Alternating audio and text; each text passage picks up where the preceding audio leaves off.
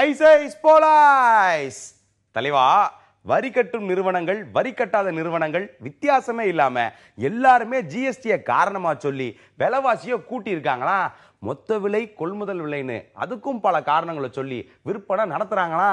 இது மக்கள் மத்தியில சலச்சலப்பை உண்டாக்கி இருக்குதா? ஐயா, மத்திய அரசோட ஜிஎஸ்டி வரிக்கு அப்புறம் சின்ன பொருட்கள், பெரிய பொருட்கள், உணவுப் பொருட்கள், வீட்டு உபயோக பொருட்கள்னு விலையை அதிகமாக்கி விற்கிறத உடனே கண்காணிப்பு செய்யுங்கன்னு அரசாங்க சார்பா அதிகாரிகளை விரட்டி விட்டுருக்காங்களாம். ஏன்னா வரியை விட அதிகமா வேலை இருக்குதான். பலூன் பலூன் நண்பா, பில்லு கொடுக்குற கடையில வரி போட்டா சரிதான். ஆனா பில்லே இல்லாத பொட்டி கடையில எல்லா விலையும் கூடுனது எப்படின்னு அதிகாரிகள் தரப்பும் தீவிர ஆலோசனை செய்யறாங்களாம். இன்னும் தேர்தல் வர 2 வருஷம் இருக்குது.